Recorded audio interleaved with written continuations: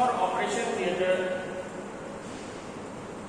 Settings में कैसे biological waste management हम लोग करेंगे, इसके विषय में आज हम लोग जानेंगे। First of all, what is biological waste?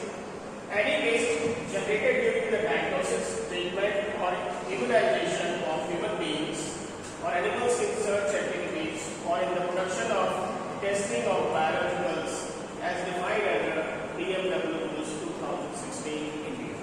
ठीक है, तो biomedical waste any waste generated during the diagnosis, कोई भी वेस्ट ऐसा जो डायग्नोसिस के समय, ट्रीटमेंट के समय या इम्यूनाइजेशन के समय ह्यूमन बीइंग से रिलेटेड हो या एनिमल से रिलेटेड हो या उसकी रिसर्च एक्टिविटी में रिलेटेड हो और साथ में कोई टेस्टिंग या बायोलॉजिकल्स प्रोडक्ट्स हो, वो इस तरीके की टेस्टिंग में या इस तरीके की डायग्नोसिस या ट्रीटमेंट में जो भी वेस्ट निकलता है वो ही बायोमेडिकल वेस्ट कहलाता है। ऐसा रूल्स 2016 लाइन इंडिया के अंतर्गत। Biomedical waste generated per day in India is almost 550 trillion. 30% healthcare waste that is hazardous and 16 billion injections given globally each year. आप समझ सकते हैं इस ज्यादा मात्रा में अगर चीजें यूज होती हैं तो उसके हिसाब से बायोमेडिकल वेस्ट कितना ज्यादा निकलता है। Next is sources of biomedical waste. अगर हम बात करें तो हॉस्पिटल्स और नर्सिंग होम्स में, रिसर्च और लैबोरेटरीज में, ब्लड बैंक्स और डायलिसिस सेंटर्स में, वेटनरी इंस्टीट्यूशंस, फार्मास्यूटिकल इंडस्ट्रीज में और साथ में home health care and hospitals में। इस तरीके से ये जो 6 चीजें हैं, इनके अलावा भी कुछ और जगहें होती हैं जो हाउस होल्ड एक्टिविटी में बहुत सारी चीजें और अलग अलग लेवल पे भी चीजें बायोमेडिकल वेस्ट के फॉर्म में यूज होती हैं या निकलती हैं, लेकिन ये बेसिकली जो लार्ज कैनवस की अगर बात करें तो इन सारे सेगमेंट्स में बायोमेडिकल वेस्ट का सोर्स होता है। Next is color coded classification of biomedical waste rules 2016. Yellow bag is for anatomical waste, blood bags, expired medicines and chemical waste. इसके लिए incineration process की जरूरत होती है जिसके थ्रू बायोमेडिकल वेस्ट को मैनेज करते हैं या फिर डीप बरियल बहुत गहरे गड्ढे में उसको खोद करके रखते हैं, डालते हैं।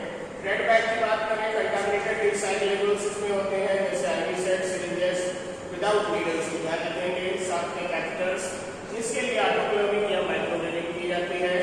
ब्लू या व्हाइट कोट बॉक्स के लिए broken glass, wires, ampoules, metallic implants, इसके लिए ऑटोक्लेविंग, देन श्रेडिंग।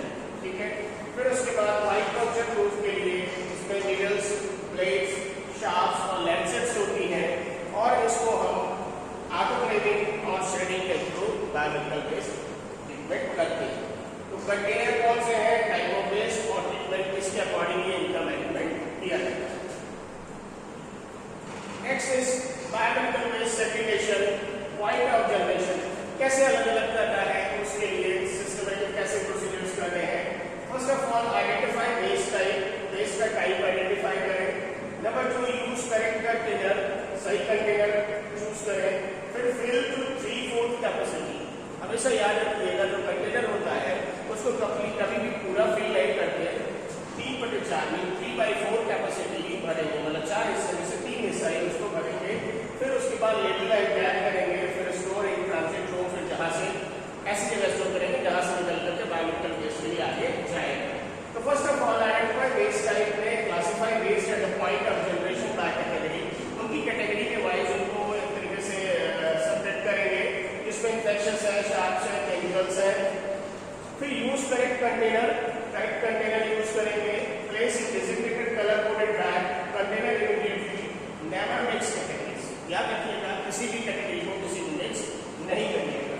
फिर 3/4 कैपेसिटी, नेवर ओवरफिल बैग्स, इसीलिए कहा जाता है कभी पूरा नहीं बनना है। Tie securely when 3/4 full to prevent spillage and aerosol risk, बाहर आने का या फिर कोई एरोसॉल का रिस्क नहीं होना चाहिए, इसलिए 3/4 में ही उसको क्लोज करना चाहिए। लेबल एंड टैग की बात करें तो label with date, department, date and biohazard signals before collections and store in transit room, move to dedicated DMW storage area within 48 hours and maintain cold chain if needed. जो भी store area है वहां पर उसको रखें, फिर वहां से आगे ट्रांजिट एरिया में रखने के बाद 48 घंटे में वो वहां से आगे के लिए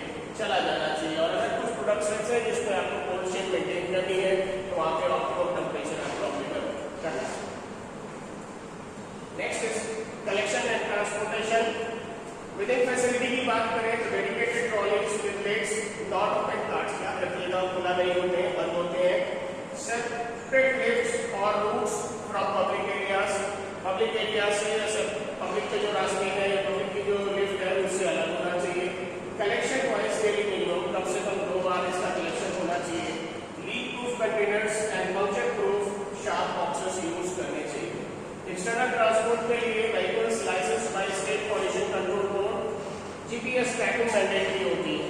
जीपीएस मैंडेटरी ट्रैकिंग इसलिए क्योंकि प्रोडक्ट जहाँ से बायोमेडिकल वेस्ट के लिए जहाँ से निकला और जहाँ पे इसको जाकर के फाइनली प्रोसेस के लिए जाना है उनकी जगह पे वो गया कि नहीं गया, किस टाइम कहाँ पहुँचा और उसको उस तरीके से सेपरेट प्लेस पे डाला गया, रखा गया कि नहीं, ये असेसमेंट इसके थ्रू कर सकते हैं। फिर उसका बायोचार्ज सिग्नेचर फॉर व्हीकल एक्सटीरियर बाहर उसके मार्क होना चाहिए and manufacture system from and documentation. तो इस तरीके से एक्सटर्नल ट्रांसपोर्ट और बिलिंग फैसिलिटी में अलग अलग चीजें मेंशन करनी चाहिए। फिर है ट्रीटमेंट एंड डिस्पोजल टेक्नोलॉजीज की बात करें तो first of all incineration, high temperature combustion almost 850 to 1100 degree centigrade use for anatomical, pharmaceutical and chemical waste, इनके लिए यूज किया जाता है एंड रिड्यूसेस वॉल्यूम बाय 90%। अगर कोई चीज जो है लगभग 10 kg थी और उसको इंसिनरेशन में डाला तो लगभग 1 kg बचे, ठीक है, क्योंकि लगभग 9 kg उसका वेट रिड्यूस हो जाता है। ऑटोक्लेविंग की बात करें, steam sterilisation at 121 to 134 degree centigrade under pressure, effective for microbial इनैक्टिवेशंस।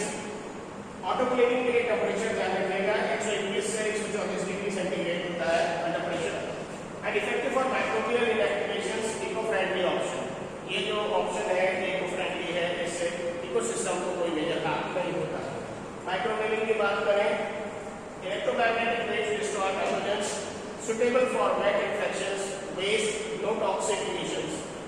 फिर उसके बाद केमिकल ट्रीटमेंट की बात करें तो disinfectants like bleach, formaldehyde for liquid waste, blood fluids before drain disposal इसको करना चाहिए। श्रेडिंग की बात करें, mechanical destruction after sterilization renders sharp plastic unrecognizable before landfill. Landfill करने से पहले जितना भी मैकेनिकल डिस्ट्रक्शन है जो स्टरलाइजेशन के बाद बचा हुआ है, जैसे प्लास्टिक है या शार्प है, तो उसको अनरिकॉग्नाइजेबल था, लैंडफिल करने से पहले उसको अलग। फिर डीप बरियल में only remote areas without CBM WTF, line ring, pits for anatomical waste, last resort options, ठीक है। तो अगर डीप बरियल की बात करें तो जो एनाटॉमिकल वेस्ट होते हैं उनको ये प्रोसेस किया जाता है। Next is common biomedical waste treatment facilities की बात करें that is called CBM WTF। What is CBM WTF? Centralized facility authorized by SPCB to collect, treat and dispose biomedical waste from multiple healthcare units. The small clinics and labs, almost less than 5 beds, must register with nearest CBM WTF and reduces infrastructure burden on individual hospitals and over 200 CBM WTFs operational across India. HCF obligations की बात करें तो sign MOU with CBM WTF operators, maintain BMW records for 5 years, submit annual reports to SPCB and ensure staff training and PPE compliance and no on-site incineration without SPCB। ये ध्यान रखिएगा कि जिस site पे आप बायोमेडिकल वेस्ट प्रोड्यूस हो रहा है उसी साइट पे इंसिनरेशन करने की बिना परमिशन के आप प्रोग्राम नहीं करेंगे। Next is legal and regulatory framework की बात करें तो 1986 में environment protection act that is a parent legislation empowers MoEFCC to make use of hazardous waste। 1998 में BMW management and handling rules, first dedicated BMW rules introduced colour coding and treatment categories. Colour coding यहीं से start हुई थी। 2016 में 2016 में BMW management rules, revised rules, 4 categories CBM WTF mandate, barcoding, pre-treatment norms have been placed on this particular year। 2018 BMW amendment rules, a specific provision for COVID/isolation ward based strengthen the compliance।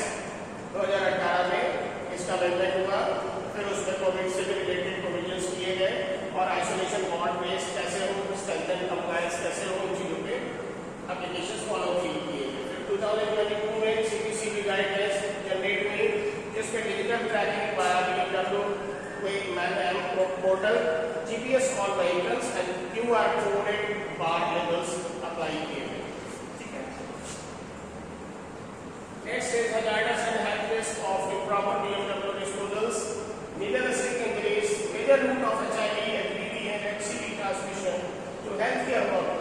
जब भी आप कभी needle को use करते हैं और अगर close करना चाहते हैं उसके हिसाब से, तो ये चांसेस आपको होते हैं कि या HIV या HCV का इन्फेक्शन हो सकता है।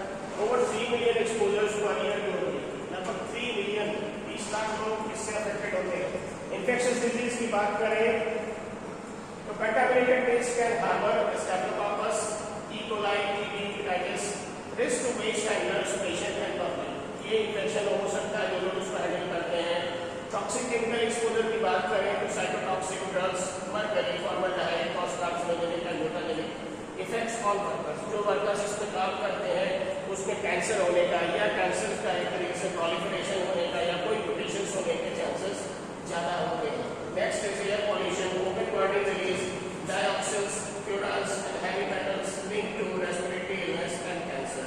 अगर खुले में इनको जलाते हैं तो इनकी वजह से कई सारे जो है हैवी मेटल्स बाहर आते हैं, डाइऑक्सिन्स और फ्यूरान्स, जिसकी वजह से रेस्पिरेटरी इलनेस या फिर कैंसर होने के चांसेस बढ़ जाते हैं। सॉइल एंड वेस्ट कंटामिनेशन की बात करें तो leaching of pathogens into ground water, specially from unlined pits and illegal dumping sites. Community risk की बात करें तो informal waste pickers, children and nearby community space, accident exposures to infectious space.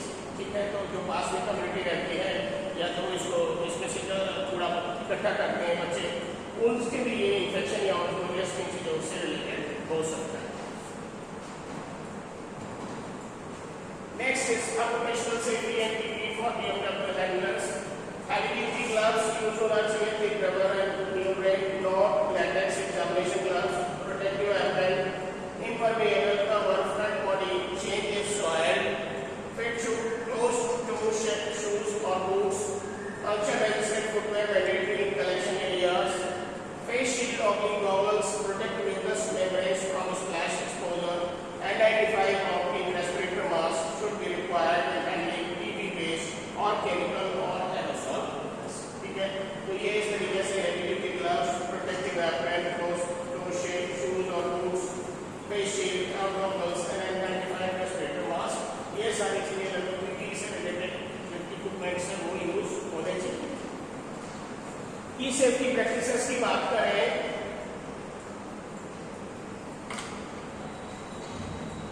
तो पहले ही मेंशन है, never use needles by hand, कभी भी needle के कैप को दोबारा से उसमें लगाने की कोशिश ना करें।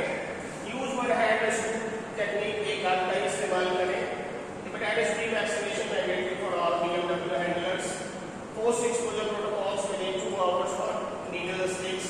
अगर कभी किसी को नीडल स्टिक इंजरी हो भी जाए तो 2 घंटे में उनको पोस्ट एक्सपोजर प्रोटोकॉल्स फॉलो होने चाहिए।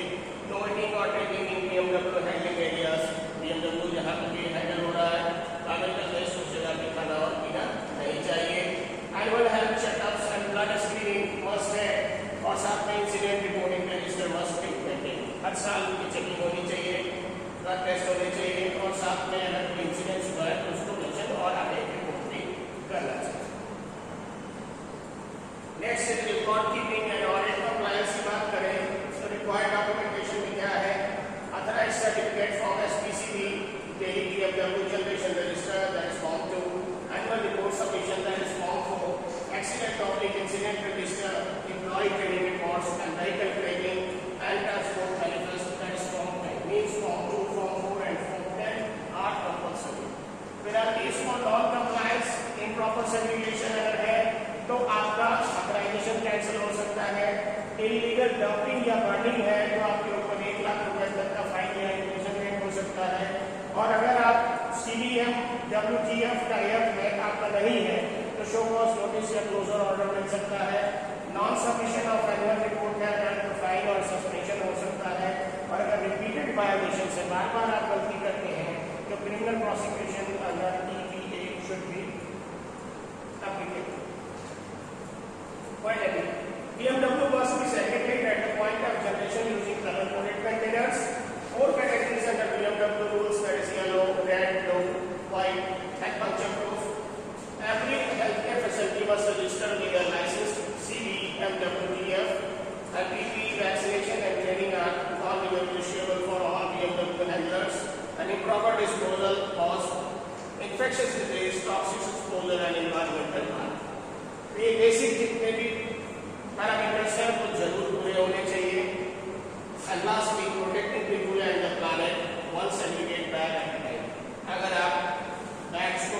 इंटीग्रेट करें, अलग करें और बायोमेडिकल वेस्ट मैनेजमेंट सही से करें तो लोगों की